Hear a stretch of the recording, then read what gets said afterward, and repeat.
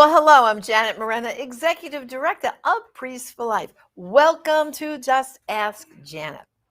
Well, I talk, as you know, on this program quite a bit about abortion, but we also talk about those who've had abortions.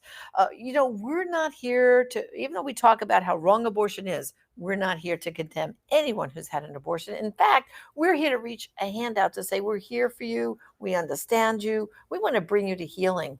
And of course, I've also spoken and had many guests on my program. And just recently, I had Sheila Harper on, who told her story and the beautiful ministry she has called SaveOne. And what that means is, if by hearing one woman's testimony about her abortion experience and how it impacted her life and it didn't solve her problem, if we could just save one other woman and one baby by that story, it is worth it all.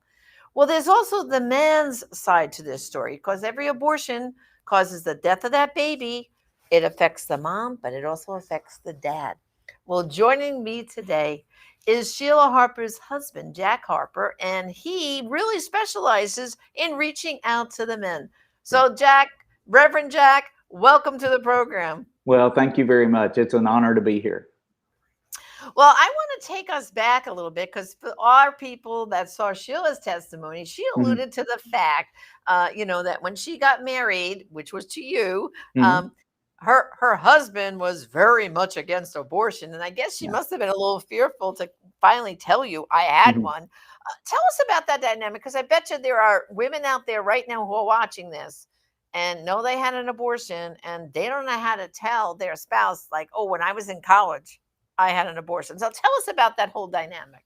Yeah, we had been married a year and a half before she actually told me. And I know because of my stance and when the subject had been brought up, that I was very clear that I didn't think abortion was right and that people shouldn't do that. So I think that just pushed her a little further into, I don't want to talk about this, but especially with my husband. So finally, a year and a half in, she had struggled. I mean, when we met, she was in the middle of her 7 years that she was, basically unhinged. And so I had my own set of problems. When we got married, I was an alcoholic. And so, you've got Sheila dealing with her stuff, me dealing with my stuff. I mean, you get two hot messes out there. And so we just decided to make one big hot mess and get married. And I didn't understand biblically things because I hadn't been in church all that much and hadn't been in for a long time when we actually got married.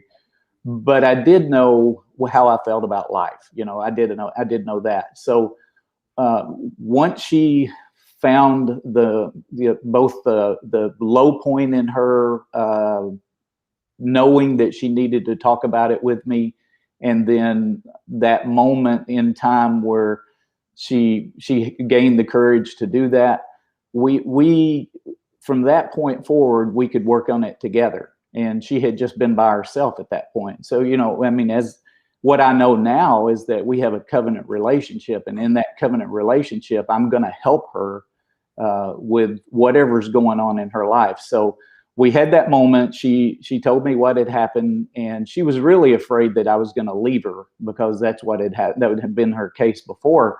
But all I knew to do was love her, and to love her, to try to help her find that healing. And, we spent some money on some things that absolutely did not work and probably made things worse. Not that we're against counseling or psychiatry, but there's just a way to do it that's biblical, and that's what needed to happen. And we hadn't found that. So ultimately, she found her way to a Bible study that connected her to Jesus, and then her connection with Jesus is what healed her. So, it was a rough, tumultuous 3.5 years after we got married, and then there was another 7 years of that before I got saved, 6 years. And so, we still had my deal with the alcohol and stuff, but through it all, we've just known that we can together take care of anything where we can't do that separately. Yeah. And obviously, Reverend Jack, God had a plan for you because not only did you get saved, Yeah. but then you decided to really dive in and became a pastor, right? Yeah, yeah. So we had this glorious day in September of '98 where uh, God spoke to me. I gave my life to Him, surrendered my life. You know, I always knew I needed a Savior just by looking at the outcome of my life, but I needed the Lordship, that peace that I just kept running from. And that day I acknowledged Him as Lord.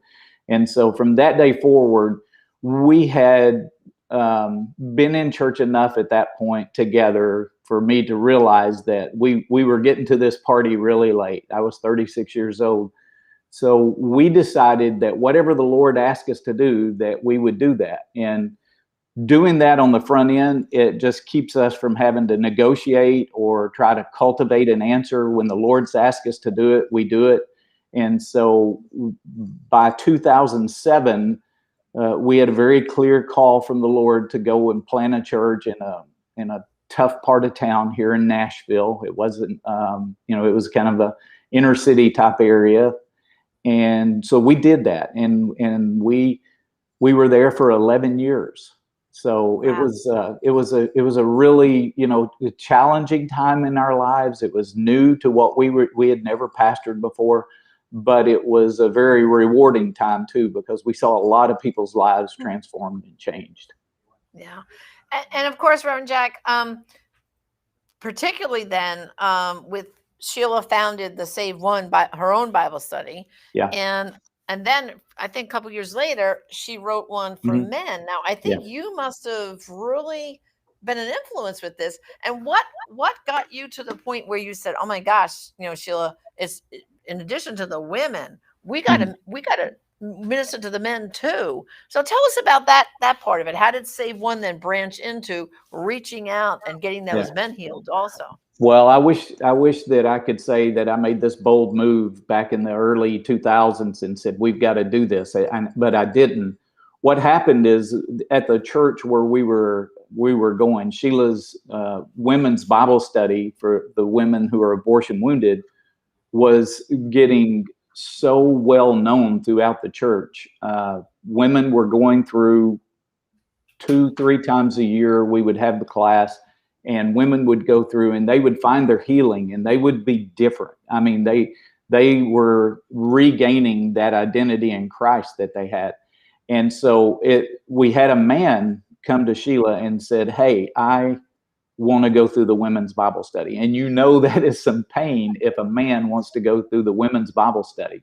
So he and his wife came together. Sheila handed him the women's book and said, "Change the pronouns." And he went through the study. He got his healing. He's still attached to SaveOne. He's our international liaison for our global chapters outside the U.S. He's an incredible guy.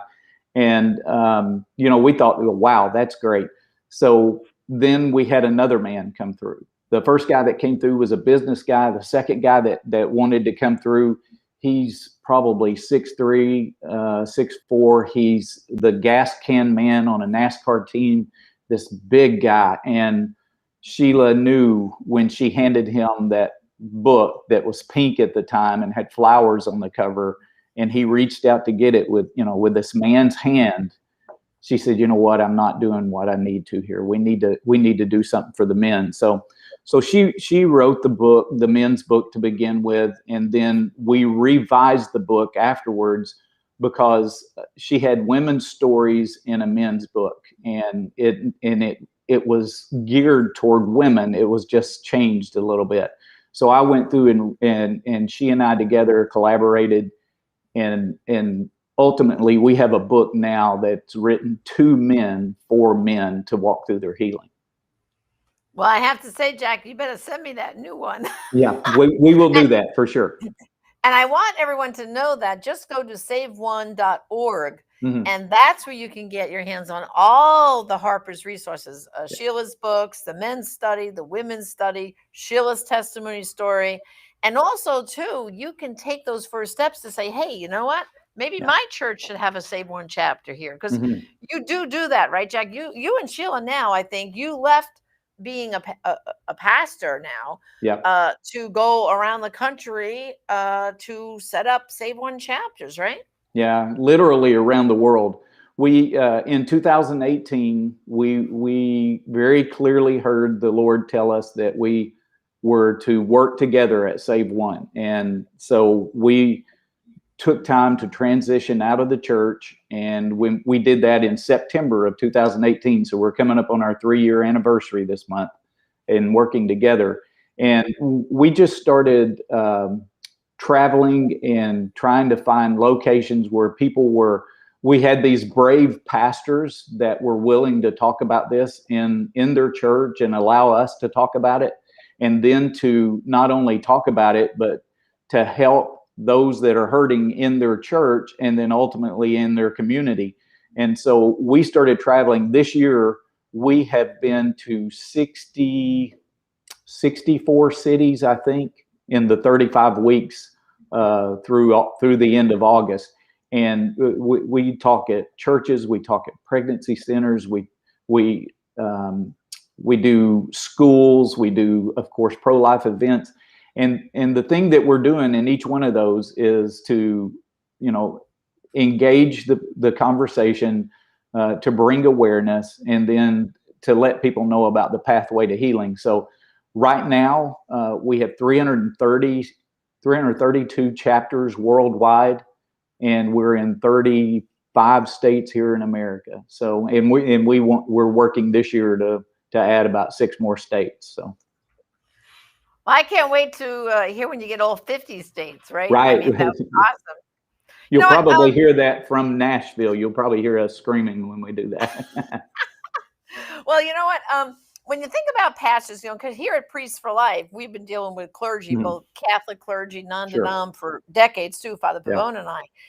And we know so often they see abortion as a political issue. We Hmm. shouldn't talk about it. And of course, we know Yeah. if you don't talk about it in a good way, meaning reaching out, talking to the congregation by saying, if you've had an abortion, we're here for you to bring you back to Christ's healing. Hmm. It doesn't matter. Like, I know Father Pavone uses an example. He says, oh, whether you've had 1, 2, 5, 10, he even knows people who've had 24 abortions. And Yeah. yes, even they, Hmm. accepting God's mercy and forgiveness and repenting of their sin, Yeah. as they say, go and sin no more. Yeah. The floodgates open up with the mercy and the healing. You're right. How do you help? Because Father Frank works all the time trying to convince these pastors, open Hmm. your mouths, boys. Because you know what Hmm. it is, and I bet you know this too. Women will sometimes, I don't know about the men, but you could speak to the men, but women will sit there, and I hear this all the time. When I felt like I wanted to try to come back to church, I Hmm. sit in the back, I listen to that pastor, and I figured, oh, he doesn't get my pain. He doesn't understand. And they shop around. They're like Hmm. looking, they're searching. They're like Hmm. souls on a journey begging for help. Yeah. So what's your experience as a pastor and also dealing with other pastors? Like, what can you say about all that? Yeah. So mine and Sheila's stories are very much full of God's grace, God's mercy, and God's forgiveness. And so that has always been a big part of the way that we minister. We looked for those in the community where we were pastoring that were hurting, and we were intentionally reaching out to them. So that's been easy for us because it's our DNA from the incredible mercy and grace that was extended to us, and then to be able to go forward with that, just like it says in 2 Corinthians, is that we are to comfort others with the comfort that God comforted us with. So it's a mandate for us, in fact. But with the other pastors, one of the things that I've noticed is that they really and truly want to preach on the sin of abortion. But what they realized before they understood that there is an abortion recovery or ministries that do abortion recovery, which there are several out there besides us, but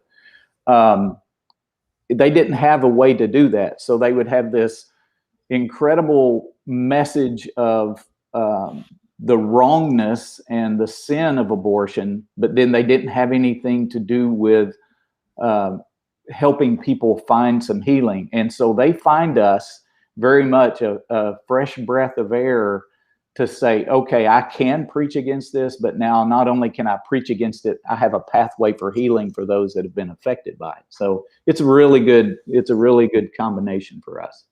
Yeah. That's what we find too. But you know, there's still, we have so much work to do there in the Vineyard, wouldn't you say? Because there are still so many churches, so many pastors that are just not where they need to be on this issue. And sadly, I think we have it in the Catholic Church. I know, unfortunate. Some priests think, well, you know, if a woman's going to have an abortion, and we know there's some denominations in the Protestant world that actually take a pro-abortion position. So, I mean, don't you find? I mean, you're out in the Vineyard like we're in the Vineyard trying to do our work. But isn't it crazy how sometimes we get attacked more on our fence line, on our side of the battle than the other side? I always say to Father Frank, I said, gee, we don't even get a little woof from Planned Parenthood. But on our side of the fence, we get criticized. Do you find you get some of that criticism on your side? Sure. I think that's just life, though. You know, I mean, there's always people that especially today, the opinions and the thought processes are so worldview versus biblical worldview that there's just it's like two sides of the fence, and then even like you say, you know, there are Protestant churches that very much are on the abortion side, and honestly, we just tell them, you know, when we encounter them, look, you know, you can have your opinion. We don't agree with it. But if you ever have anybody that needs help, you know, if they're struggling after making that decision, we're here to help. So we just try to be, you know, that hand of fellowship, I guess, for people. Right. Yeah. Tell us too, Reverend Jack, a little bit more about your experience with the men. Because what I find with men is, of course, there's the guys who wanted their girlfriend to keep the baby. But then there's the guys who said to her, oh, you got to take care of that. Here's the money. And some of them didn't even take her to the clinic, or some would and drop her off and never see her again. And, you know, all kinds of stories. And then there's some guys didn't even know their girlfriend went and had an abortion and found out years later. So can you just tell us your experiences with this kind of healing that these men need? Yeah, in fact, we talk about that all the time with the men. You know, there is the camp that participated. There's the camp that never knew about it, and then there is the camp that they married into it, and that's very much my experience. So the incredible thing about God's word, which is really, you know, it's all covering, I guess you could say, is that the process that we take people through in our men's study is the same process for each of those camps, and as they go through, they find healing, because what we do is we let them tell their story, and then we let them tell us what they think about God and who God is, and that helps us understand from that point where they are in their relationship with God, how their intimacy is with Him. And then we start talking about these stray emotions that happen.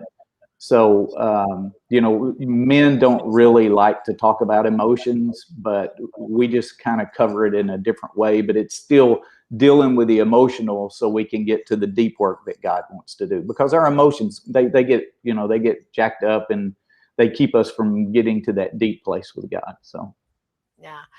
And what do you find with the men, if they do the Bible study as a group? Do you ever combine, do the men do a Bible study all just the guys, and the women just the women? Or do you ever have where they mix up a little bit? Tell us about that dynamic. We do all of that. In fact, when we first started ministering to men, and we actually had the men's book that we could give to men, a lot of people told us, you can't mix those two groups. You can't put men in with women. You can't put women in with men. It's just, they're not going to do that.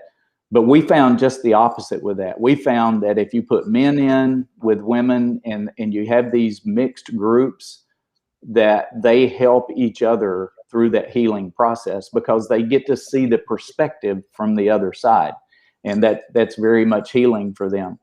We do men's groups, we do mixed groups, and we do one-on-one. With our website that you had mentioned earlier, if somebody goes on there to get help and they're looking for somebody to help them, we don't we don't have a SaveOne chapter in every city in the U.S. So if they're looking for help, they contact us through the website and say, hey, I'd like to talk to somebody. We have Zoom calls that are going on. We've never had somebody come to us and say, hey, I need some help, and not be able to hook them up with one of the people that have been trained through SaveOne and have them walk through that study, either putting them into a group or walking one-on-one with them. So it's just it's a broad answer, but not everybody fits into one box or one category. Right.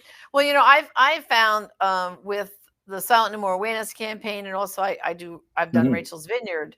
Yeah. This idea of mixing the men and women has been great, because what I noticed was a lot of the women don't see any of the men that they had that abortion with any longer. It's been many years for a lot of them. Some had their abortion in high school or college, and now they went on and married someone else. And now they've got their healing. But when they go through healing and there's a man in the room, I'll never forget one time I was on one of those retreats, and the man stood up, and he was the only guy on this particular retreat. I have to give him credit. And he stood up, Jack, and he said, well, I just want to, and he looked each woman in the eye, went around the room like this, and he says, I apologize to you for the man who let you down and did not man up for you and help you not to have that abortion.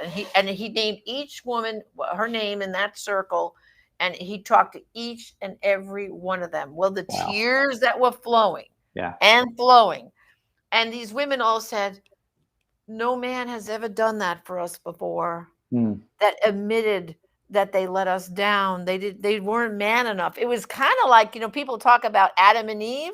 It was like that kind of moment. Where was Adam when the serpent was in the garden? He wasn't protecting Eve. And that's what this man stood up and said. I apologize that no one protected you. No one stood up for you. And it was so healing. It was beautiful. Incredible. And then the women, they start saying to the man, we're sorry that we didn't trust you to help us with our problem. Wow. So they apologized to this guy for what his girlfriend had done to him, because his girlfriend went off and had that abortion and wouldn't let him save his own child. So then the women, it was, Jack, it was so beautiful to see, like you're saying, that dynamic of how they help each other. There are some groups out there that say, keep them separate. And I say, no, throw them all together. Bring them together. Bring them together. And I don't know if you were in Washington, but the thing that blew me away the most was in 2015 when we started Shockwaves. We actually had a former abortionist there, Dr. Tony Levatino, and he marched with the women. Women holding "I regret my abortion" sign, men "I regret let's father," and his sign said, "I regret performing abortions." And everyone said to me, wow, "Oh, Janet, this is risky business now. You're bringing an abortionist here with these women." And some of the women told me before the march, "I don't know how I'm going to feel marching with an abortionist." Jack, you had to see it. The healing that was going on. And at the end, we brought all the women together, back to the hotel with Dr. Levatino. And he answered their questions that they couldn't remember because being a doctor about the abortion. And he told them, "I apologize to you for all those abortionists who did this to you. I apologize to you, each and every one of you." He actually gave them his cell phone number and email and said, "If you ever have more questions about your abortion, you can't remember, you call me. And I'll help you through remembering, and we'll talk out that healing together." I'm telling you, I always tell everybody, just put them all together, because then God, you're letting God work, right? When you say, right, absolutely, miracles, right? Yep, absolutely, that's beautiful. Yep. Well, with SaveOne now, I mean, my goodness, let's see, what was the first year that Sheila first started SaveOne? Was when? 2000s, when we got our not-for-profit status. Wow. Yeah. So we're at 21 years Yeah. of this ministry. And then, speak to me a little bit about, in 2018, we're I think in our country in a real crossroads where people are just walking away from certain jobs, saying, I got Mhm. to get right with God. I got to do God's work. That was some big decision in Oh, 2018 to say, I'm just walking away from my security, so to speak. yeah. Tell us a little bit more about that feeling. Well, it was there's a lot there. We planted the church, so we had been there from the very beginning with the church, and so we were invested. I mean, that was our life for 11 years. And then when God spoke to me, He spoke to Sheila. He did that the same time. We were in different locations. When we came back together, she said, "Has God spoken something to you?" And I said, "Yeah, but I don't want to talk about it because I needed to process it." And she's like, "No, we've got to talk about this." So that was actually February, and we spent from February till June, July, taking each month, fasting and praying some during the month, and really seeking what it was that He wanted us to do. Because initially He didn't tell us that. And so then when we knew for sure what it was that He wanted us to do, because we didn't want to do this because, oh, that's easy, Jack just goes to work at SaveOne. That's an easy transition to make. Well, it really wasn't that easy, but we just wanted to make sure. So we get to September of 2018, and when we left our church that morning, Sheila had never taken a salary. We didn't have a budget for a salary. We walked into 2018 on September 24th, not knowing where anything was coming from. We just trusted the Lord that He was gonna take care of us, and he really has. He's opened doors, and He's moved us, and He's taken us into doors and on the platforms that we just never thought we would be in. So it's been an incredible ride, but it's absolutely a step of faith to do what he asked us to do. But when you trust Him and you extend your yes, then you just know that he's got it. It's not going to be easy at times. I think, last year in 2020 with COVID, I don't think I've ever worked that much in my entire life. I mean, we worked hard, and in a lot of metrics for SaveOne, it was the greatest year ever. The only thing that was really down last year was the number of people that were actually getting ministry, because I think everybody just kind of got diverted. I mean, we had so many things that were great, but people weren't coming through the program quite as much. But now in 2021, through the first 6-7 months, we have more than have almost double. I mean, it really is almost double the number of people that were coming through in 2019. So it's, it's just God getting those that are hurting to the place for healing. That's right. Well, you Yeah. know what it says, Jack, just, if you want to make God laugh, tell Him your plans. It's kind of like Right. you got to have faith and step out in faith because God does provide. So Yeah. I really want to thank you for joining me today. And Thank brothers and you. sisters, you really need to be in touch with SaveOne. Go to SaveOne.org. Everything that you need is there. The resources, the one-on-one counseling to find a chapter, and maybe God is calling you this Yeah. year to be in touch with the Harpers, to Mhm. start a chapter in your church, in your community. Yeah. So you need to be praying about that. Well, Jack, thank you so much. God bless you and Sheila. And of course, I look forward to the next time we can be together at one of those Mhm. pro-life leader meetings. Right. Okay, so Looking forward to thanks. it. Thank you, Janet. Okay, God bless. Well, brothers and sisters, that's a challenge for today. If you know someone who's healing, reach out to them. And we have a simple webpage, abortionforgiveness.org. That's abortionforgiveness.org. Just go there, put in your zip code, and you'll see where there's the nearest SaveOne, Rachel's Vineyard, pregnancy center that has abortion recovery program. So for now, this is Janet Morana, the executive director of Priests for Life. Until next time, God bless.